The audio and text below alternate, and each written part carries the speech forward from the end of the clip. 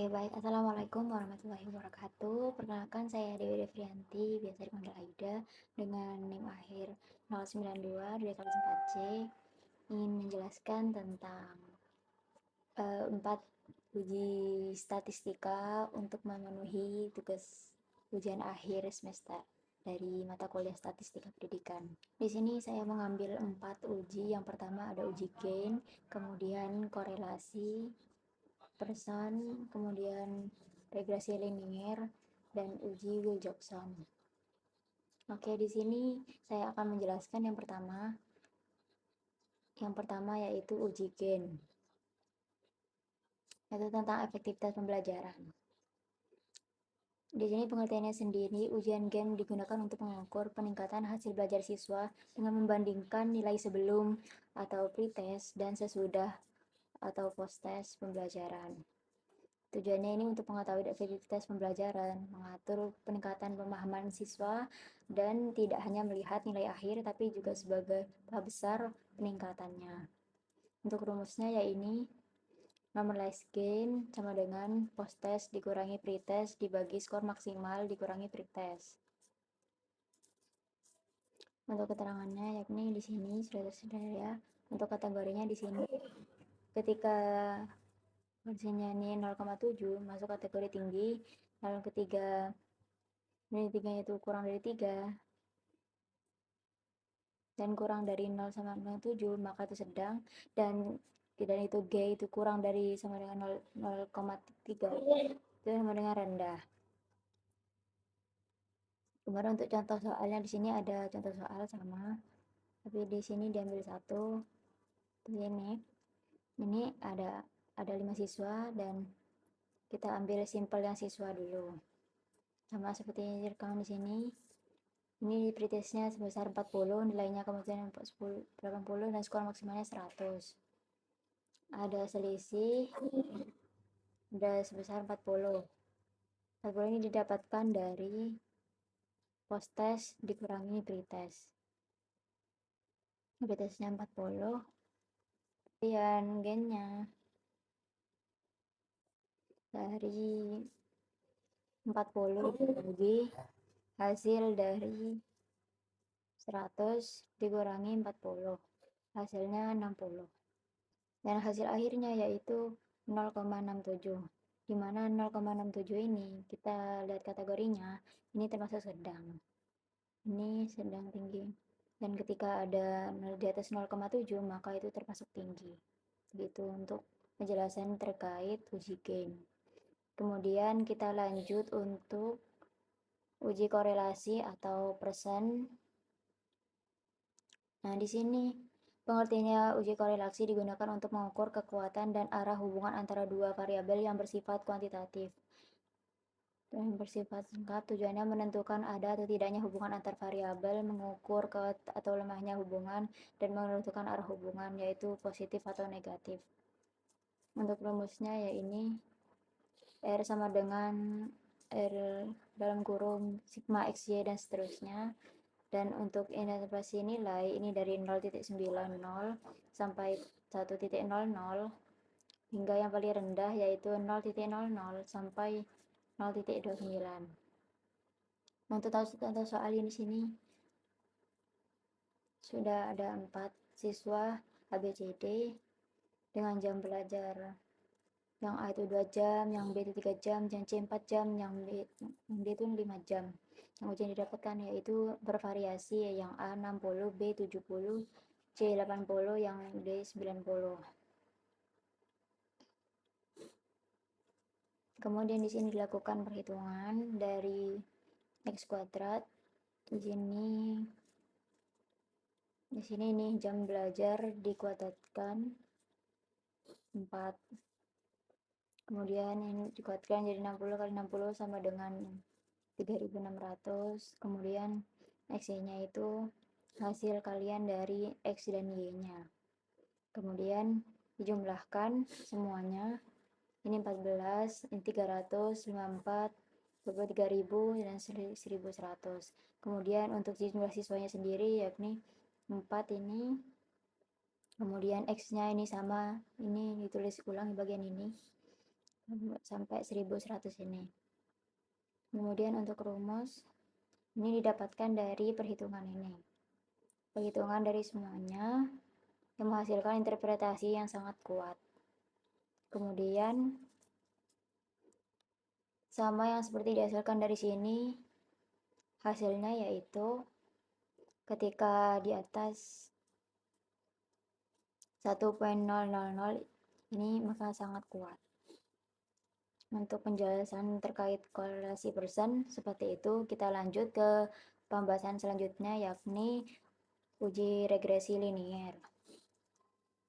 Nah, di sini sudah ada pengertiannya sendiri, yakni digunakan untuk memprediksi nilai-nilai satu variabel atau Y berdasarkan satu atau lebih variabel lain atau X dengan asumsi hubungan bersifat linier.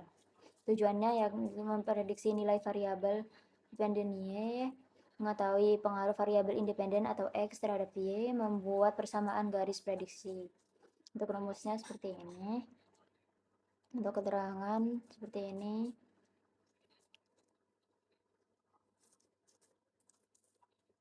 Nah, ini untuk rumus seperti berikut, menghitung A dan B. Ini rata-rata X dan ini rata-rata Y. Ini untuk contoh soal, ada 4 siswa A, B, C, D dengan jam belajar 2-5, dengan ujian 6, 7, 8, dan 90 masing-masing.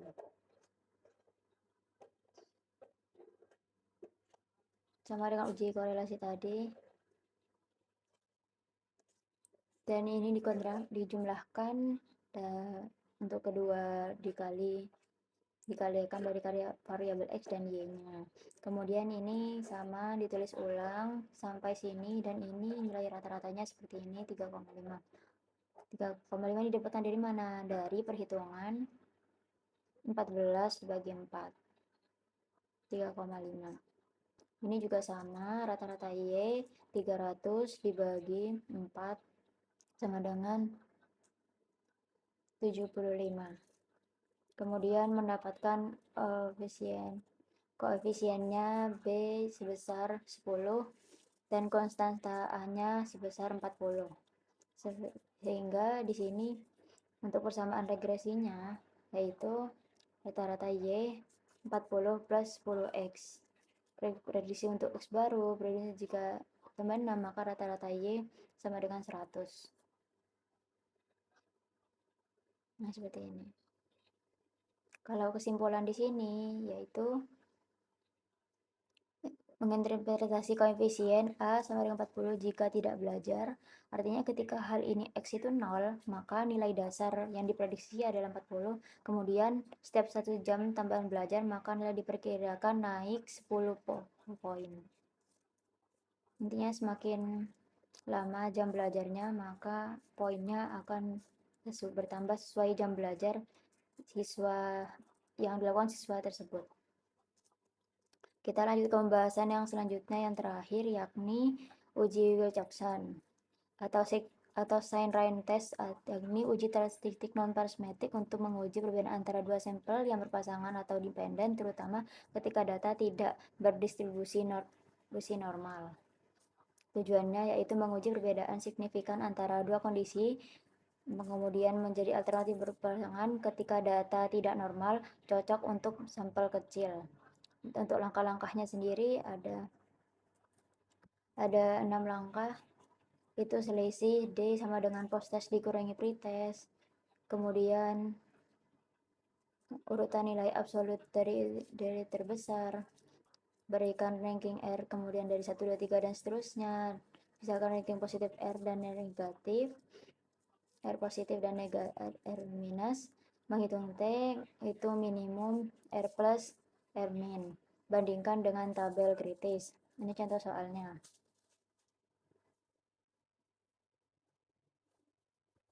Ada 5 orang A sampai F, sebelumnya itu berpotensi itu 80, 85, 90, 75, 88, 92.